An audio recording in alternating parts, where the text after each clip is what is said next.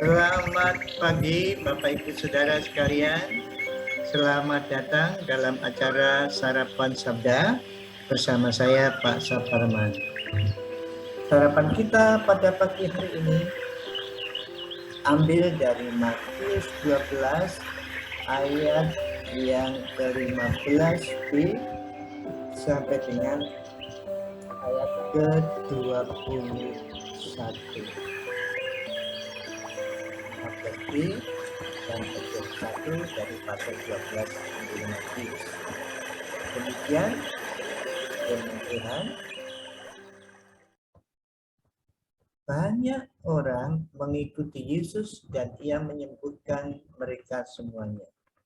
Ia dengan keras melarang mereka memberitahukan siapa dia, supaya genaplah firman yang disampaikan oleh Nabi Yesaya. Lihatlah, itu hambaku yang kupilih, yang kukasihi, yang kepadanya jiwaku berkenan. Aku akan menaruh rohku ke atasnya, dan ia akan memaklumkan hukum kepada bangsa-bangsa. Ia tidak akan berbantah-bantah dan tidak akan berteriak, dan orang tidak akan mendengar suaranya di jalan-jalan. Bulu yang patah terkulai tidak akan diputuskannya, dan sumbu yang pudar nyalanya tidak akan dipadamkannya, sampai ia menjadikan hukum itu menang. Dan padanya lah bangsa-bangsa akan takut. Bapak Ibu Saudara sekalian yang dikasihi Tuhan, ayat sebelumnya orang Farisi bersekongkol hendak membunuh Yesus, lalu Yesus menyingkir. Tentu saja ini bukan karena Yesus takut, bukan juga karena Yesus menyerahkan supaya disalib, bukan seperti itu karena belum waktunya. Rupanya ini penghindari itu hanya sementara saja karena waktunya untuk berkorban belum, dan masih banyak orang yang perlu pelayanannya. Di satu sisi orang Farisi menolak, tetapi dari sisi lain banyak orang mengikuti Yesus dan ia menyembuhkan mereka semua. Ia dengan keras melarang mereka memberitahukan siapa dia, supaya, ini kata supaya ini. Jadi Yesus masih melayani orang-orang pada zamannya supaya genaplah. Rupanya belum genap waktu itu ya, sudah genaplah firman yang disampaikan oleh Nabi Yesaya. Jadi Bapak Ibu Saudara sekalian, mereka yang mengikut Yesus tidak boleh dulu memberitahukan siapa dia, larangan kerasnya itu. Supaya mereka jelas rupanya bahwa Yesus itu adalah Mesias yang dinubuatkan oleh Yesaya, atau Mesias konsep Yesaya.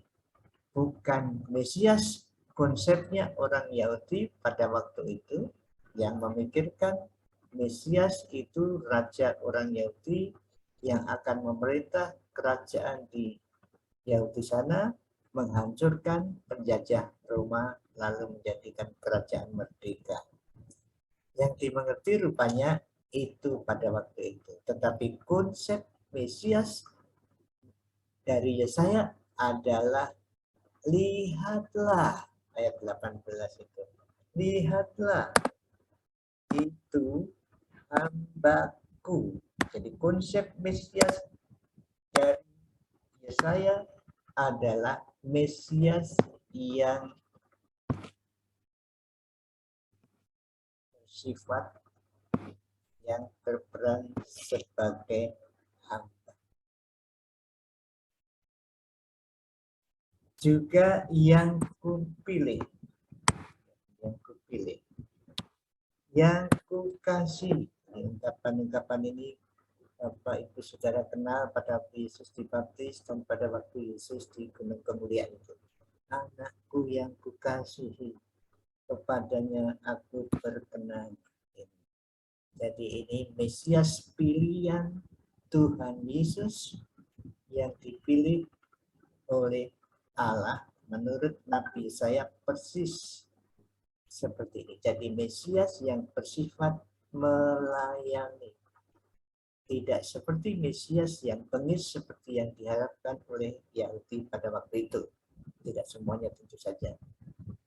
Dan saudaraku yang dikasih Tuhan juga, Mesias yang dijelaskan oleh Yesaya adalah Mesias yang oleh Roh Allah turun ke atasnya, ini Roh Allah turun ke atasnya, memaklumkan hukum kepada bangsa-bangsa. Inilah Mesias Yesaya. Mesias yang sesuai dengan firman Tuhan. Orang Yahudi pikir Mesias untuk bangsa Yahudi saja, tetapi Mesias itu untuk bangsa-bangsa dan memaklumkan hukum. Ini kata hukum, kata krisis yang bisa berarti mengenai keadilan. Pada masanya Allah akan menjelaskan pengadilan akan menjadi nyata, keadilan, bukan pengadilan, keadilan akan menjadi nyata kepada bangsa-bangsa. Banyak orang mengira Yesus itu hanya untuk orang Yahudi saja, bukan untuk orang lain. Tetapi ayat ini jelas. Memang pada awalnya Yesus datang melayani orang-orang Yahudi, tetapi kemudian Yesus melayani bangsa-bangsa lain juga. Nanti karena orang Yahudi menolak, ini rupanya orang Yahudi menolak, nanti akan pasal 12 berikutnya akan jelas-jelas menolak.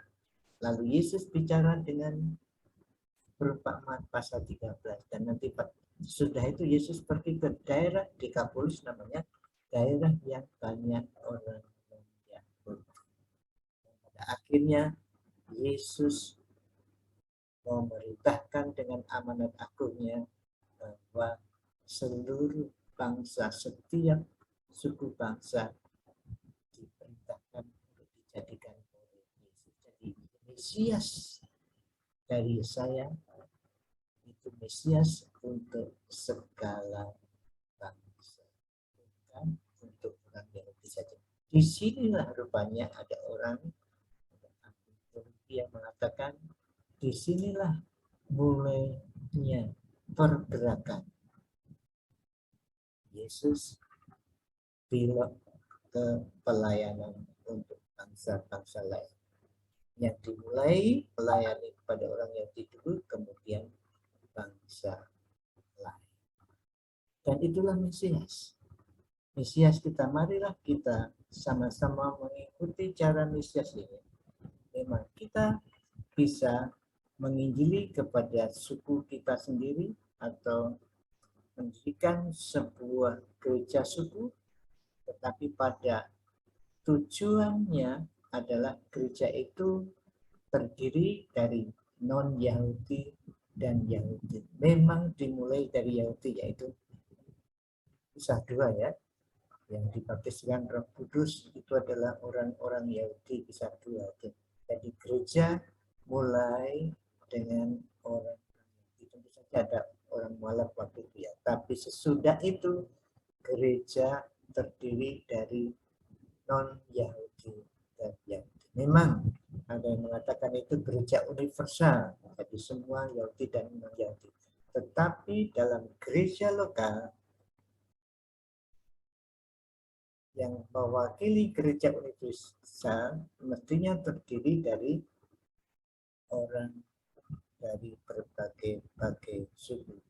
Bisa mulai dari suku tertentu, tetapi seharusnya selanjutnya harus diisi oleh berbagai macam suku. Mari kita memikirkan hal itu di gereja kita. Apakah gereja kita gereja suku? Kalau sudah gereja suku, mari kita mengembangkan supaya ada suku-suku lain bersama-sama dengan kita. Bukan berhenti hanya memenangkan suku kita saja. Tapi bagus kita mulai memperhatikan suku-suku yang belum terjangkau. Supaya menjadi awal dari pembentukan gereja yang isinya, yang anggotanya dari berbagai macam suku. Puji Tuhan.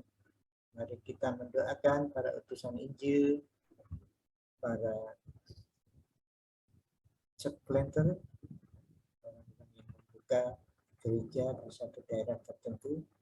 Kiranya Tuhan menolong mereka untuk memberi kekuatan.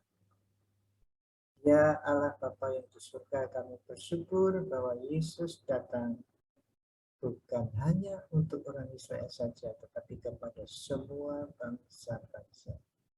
Kami berdoa untuk saudara-saudara kami yang merindukan menjangkau suku-suku yang belum terinjili. Tuhan, berkatilah mereka, beri kekuatan mereka, berilah inovasi mereka sehingga dengan berbagai macam cara akhirnya bisa memenangkan suku tersebut. Biarlah suku tersebut berkembang menjadi sebuah jemaat yang terdiri dari bermacam-macam suku seperti yang Tuhan inginkan, bahwa di dalam Yesus tidak ada lagi orang Yunani, orang Yahudi, tetapi satu di dalam Kristus. Amin. Selamat beraktivitas. Jaga prokes, pakai masker, jaga jarak, sering cuci tangan atau sanitizer, jauhi kerumunan. Tidak usah pergi keluar kalau tidak penting. Tuhan Yesus memberkati Bapak, Ibu, Saudara, dan saya. Amin.